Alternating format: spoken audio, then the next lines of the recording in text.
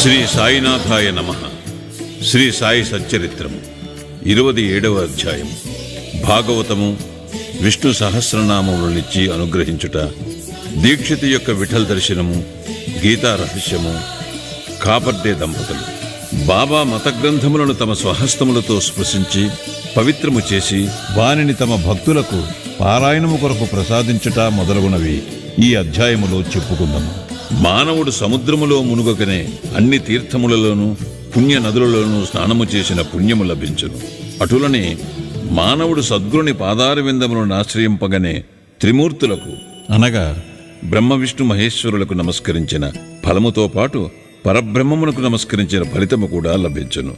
కోరికలను నెరవేర్చు కల్పతరువు, జ్ఞానమునకు సముద్రమును, మనకు ఆత్మ సాక్షాత్కారమును కలుగు చేయనట్టి శ్రీ సాయి మహారాజుకు జయమగుగాక. ఓ సాయి, నీ కథలందు శ్రద్ధను కలుగు చేయము. చాతకపక్షి మేఘజలము తాగి ఎట్లు సంతసించునో అటులనే నీ కథలను చదువువారును వినువారును మిక్కిలి ప్రీతితో వారిని గ్రహింతురుగాక. నీ కథలు వినినప్పుడు వారికి వారి కుటుంబములకు సాత్విక భావములు కలుగునుగాక. వారి శరీరములు చమరించుగాక. వారి నేత్రములు కన్నీటిచే నిండుగాక. వారి ప్రాణములు స్థిరపడుగాక. వారి మనస్సులు ఏకాగ్రమగుగాక. వారికి గగుర్పాటు కలుగుగాక. వారు వెక్కుచూ ఏడ్చి వణకెదరుగాక. వారిలో గల వైషమ్యములు తరతమ భేదములు నిష్క్రమించుగాక. ఇట్లు జరిగినచో గురువుగారి కటాక్షము వారిపైన ప్రసరించినదనుకునవలెను. ఈ భావములు నీలో కలిగినప్పుడు గురువు మిక్కిలి సంతసించి ఆత్మసాక్షాత్కారమునకు దారి చూపును. ఈ మాయాబంధముల నుండి స్వేచ్ఛ పొందుటకు బాబాను హృదయపూర్వకముగా శరణాగతి వేడవలను. వేదములు నిన్ను మాయి అనే మహాసముద్రమును దాటించలేవు. సద్గురువే ఆ పని చేయగలడు. సర్వజీవకోటియందును భగవంతుని చూచునట్లు చేయగలరు. గ్రంథములను పవిత్రము చేసి కానుకగా నిచ్చుట. ముందటి అధ్యాయములో బాబా బోధనలనుచు తీరులను చూచితిమి.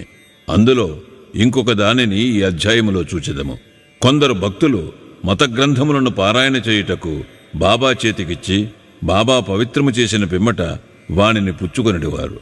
అట్టి గ్రంథములు పారాయణ చేయునప్పుడు బాబా తమతో ఉన్నట్లు భావించడివారు. ఒకనాడు కాకా మహాజని ఏకనాథ భాగవతమును తీసుకుని షిరిడీకి వచ్చాను. శ్యామ ఆ పుస్తకమును చదువుటకై తీసుకుని మసీదుకు పోయాను. అచ్చట బాబా దానిని తీసుకుని చేతితో తాకి కొన్ని పుటలను త్రిప్పి శ్యామాకిచ్చి దానిని తన వద్ద ఉంచుకొమ్మనెను. అది కాకా పుస్తకమనియు అందుచే దానిని అతనికిచ్చివేయవలెననియు శ్యామా చెప్పెను. కాని బాబా, దానిని నేను నీకిచ్చి తిని దానిని జాగ్రత్తగా నీ వద్ద ఉంచుకొనుము, అది నీకు పనికి వచ్చును అనేది. ఈ ప్రకారముగా బాబా అనేక పుస్తకములు శ్యామా వద్ద నుంచెను. కొన్ని దినముల పిమ్మట కాకా మహాజని తిరిగి భాగవతమును తెచ్చి బాబాకిచ్చెను. బాబా దానిని తాకి ప్రసాదముగా మహాజనికే ఇచ్చి దానిని భద్రపరచమనెను. అది అతనికి మేలు చేయుననిది. కాకా సాష్టాంగ నమస్కారముతో స్వీకరించెను. శ్యామ విష్ణు సహస్రనామముల పుస్తకము. శ్యామ బాబాకు మిక్కిలి ప్రియభక్తుడు. బాబా అతనికి మేలు చేయ నిశ్చయించి విష్ణు సహస్రనామమును ప్రసాదముగా నిచ్చెను. దానిని ఈ క్రింది విధముగా జరిపెను. ఒకప్పుడు సమర్థ రామదాసు భక్తుడైన ఒక రామదాసి షిరిడీకి వచ్చాను. కొన్నాళ్లు అక్కడుండెను.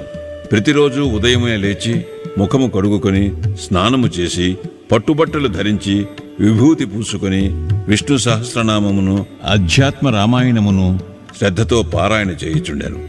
అతడి గ్రంథములు అనేకసార్లు పారాయణ చేశాను. కొన్ని దినముల పిమ్మట బాబా శ్యామాకు మేలు చేయి నిశ్చయించి విష్ణు సహస్రనామ పారాయణము చేయింపదలచెను. కావున రామదాసుని పిలిచి తమకు కడుపు నొప్పిగా ఉన్నదనియు సోనాముకు తీసుకొన్నదే నొప్పి తగ్గదనియు కనుక బజారుకు పోయి ఆ మందును తీసుకుని రమ్మని కోరెను.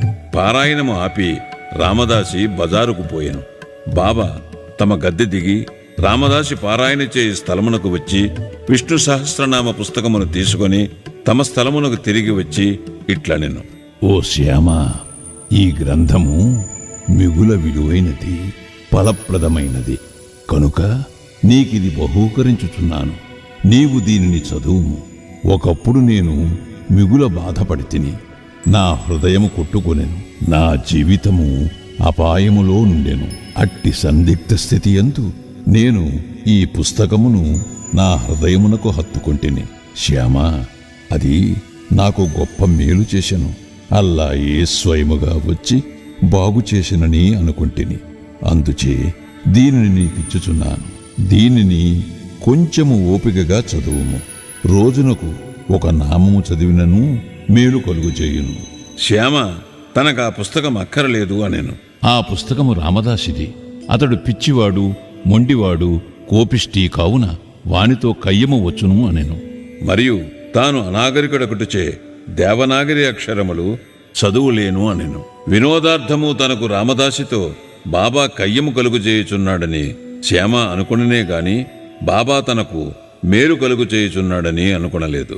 బాబా ఈ సహస్రనామమనే మాలను శ్యామ మెడలో వేయ నిశ్చయించెను.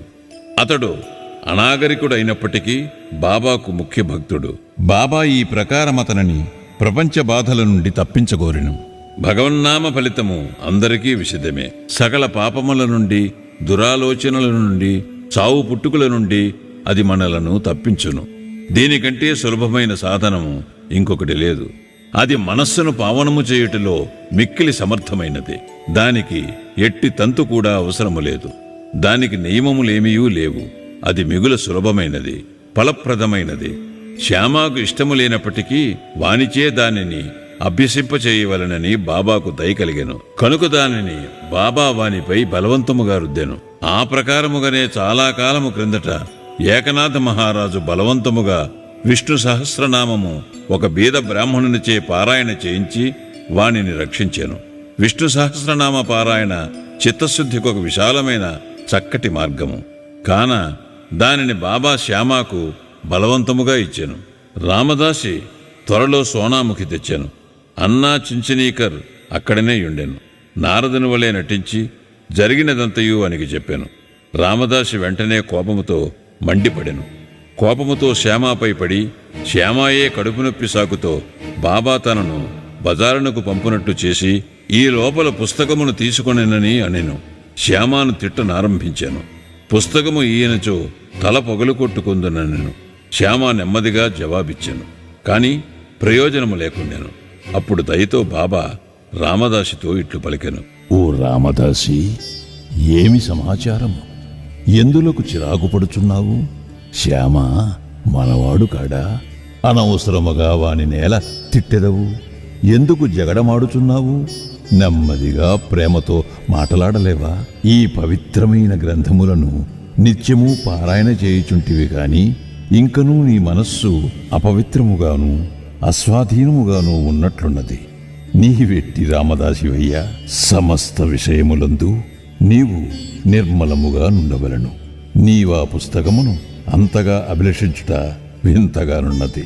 నిజమైన రామదాసికి మమత కాక సమతయుండవలను. ఒక పుస్తకము కొరకు శ్యామాతో పోరాడుచున్నావా? వెళ్ళు, నీ స్థలములో కూర్చునుము. ధనమిచ్చిన పుస్తకములు అనేకములు వచ్చును, కానీ మనుష్యులు రారు. బాగా ఆలోచించు, తెలివిగా ప్రవర్తింపుము. నీ పుస్తకము విలువ ఎంత? శ్యామాకు దానితో ఎట్టి సంబంధము లేదు. నేనే దానిని తీసుకుని వానికిచ్చి తిని, నీకది కంఠపాఠముగా వచ్చును గదా. కావున శ్యామ దానిని చదివి మేలు పొందుననుకుంటుని, అందుచే దానిని అతనికిచ్చి తిని. బాబా పలుకులెంత మధురముగా, మెత్తగా, కోమలముగా, అమృతతుల్యముగానున్నవి. వాని ప్రభావము విచిత్రమైనది. రామదాసి శాంతించాను. దానికి బదులు పంచరత్న గీతయ్యను గ్రంథమును శ్యామా వద్ద తీసుకొనదెను అనెను. శ్యామ మిక్కిలి సంతోషించి ఒక్కటేలా 10 పుస్తకములు ఇచ్చేదను అనెను. బాబా ఈ విధముగా వారి తగువును తీర్చెను.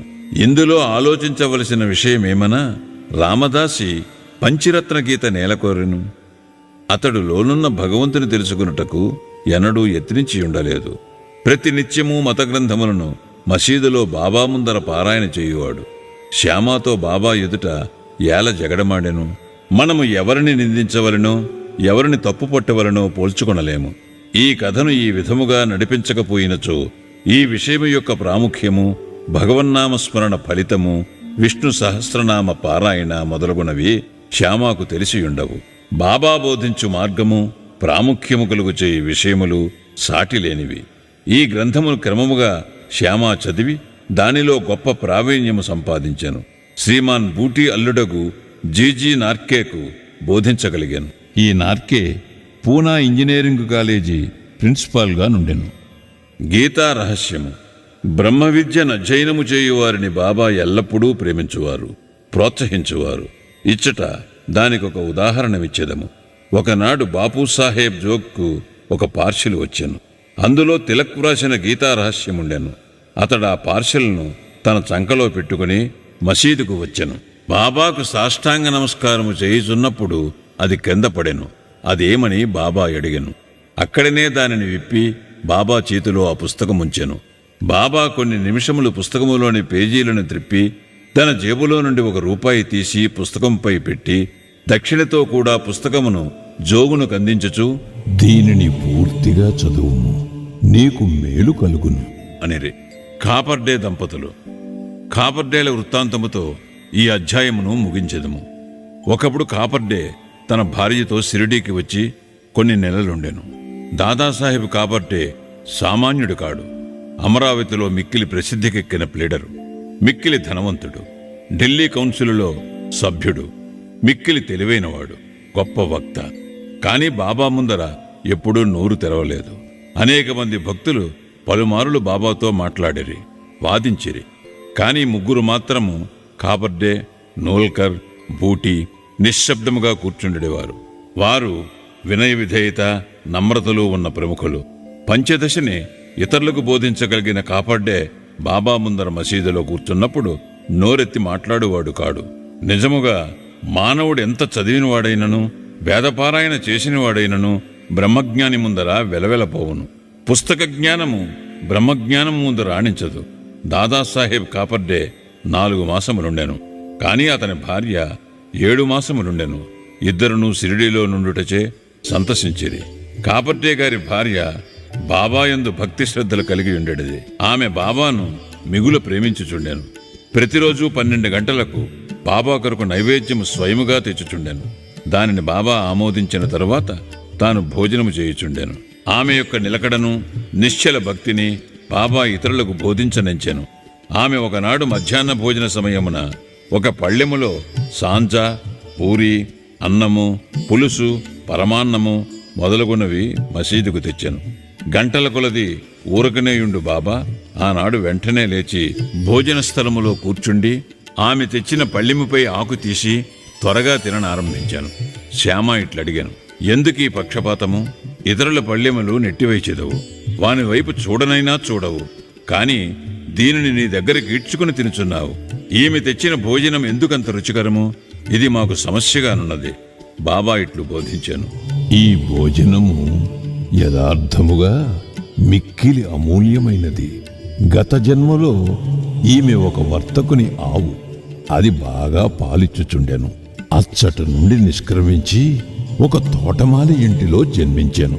తదుపరి ఒక క్షత్రియుని ఇంటిలో జన్మించి ఒక వర్తకుని వివాహమాడాను. తరువాత ఒక బ్రాహ్మణుని కుటుంబములో జన్మించాను. చాలా కాలము పిమ్మట ఆమెను నేను చూచితిని. కావున ఆమె పళ్ళెము నుండి ఇంకను కొన్ని ప్రేమయుతముగు ముద్దలను తీసుకుని నిండు. ఇట్లనుచూ బాబా ఆమె పళ్ళెమును ఖాళీ చేశాను. నోరు చేతులు కడుగుకుని త్రేన్పులు తీయిచూ తిరిగి తన గద్దెపై కూర్చుండాను. అప్పుడు ఆమె బాబాకు నమస్కరించాను. బాబా కాళ్లను పిసుకుచుండాను. బాబా ఆమెతో మాట్లాడతొడంగాను. బాబా కాళ్లను తోముచున్న ఆమె చేతులను బాబా తోముటకు ప్రారంభించాను. గురు శిష్యులు ఒండరుల సేవ చేసుకున్నట్టు చూచి శ్యామ ఇట్లనెను, చాలా బాగా జరుగుచున్నది. భగవంతుడును భక్తురాలును ఒకరికొకరు సేవ చేసుకునుట మిగుల వింతగానున్నది. ఆమె యథార్థమైన ప్రేమకు సంతసించి బాబా మెల్లగా మృదువైన ఆకర్షించు కంఠముతో రాజారాం అను మంత్రమును ఎల్లప్పుడూ జపించుమనుచు ఇట్లనియను, నీవిట్లు చేసినచో నీ జీవితాశయమును పొందెదవు. నీ మనస్సు శాంతించును, నీకు మేలగును. ఆధ్యాత్మికము తెలియని వారికి ఇది సామాన్య విషయములే కనిపించును. కాని ఇది అట్లు కాదు. అది శక్తిపాతము, అనగా గురువు శిష్యునకు శక్తి ప్రసాదించుట. బాబా యొక్క మాటలు ఎంత బలమైనవి, ఎంత ఫలవంతమైనవి, ఒక్క క్షణములో అవి ఆమె హృదయములో ప్రవేశించి స్థిరపడెను. ఈ విషయం గురువునకు శిష్యునకు గల సంబంధమును బోధించుతున్నది. ఇద్దరూ పరస్పరము ప్రేమించి సేవ చేసుకునవలెను. వారిద్దరికీ మధ్య భేదము లేదు. ఇద్దరూ ఒక్కటే. ఒకరు లేనిదే మరొకరు లేరు. శిష్యుడు తన శిరస్సును గురువు పాదముల మీద పెట్టుట బాహ్య దృశ్యమే కాని యథార్థముగా వారిరువురూ లోపల ఒక్కటే. వారి మధ్య భేదము పాటించువారు పక్వమునకు రానివారు, సంపూర్ణ జ్ఞానము లేనివారును. శ్రీ సాయినాథాయ నమః. 27వ అధ్యాయము సంపూర్ణము. సద్గురు శ్రీ సాయినాథార్పణమస్తు. శుభం భవతు.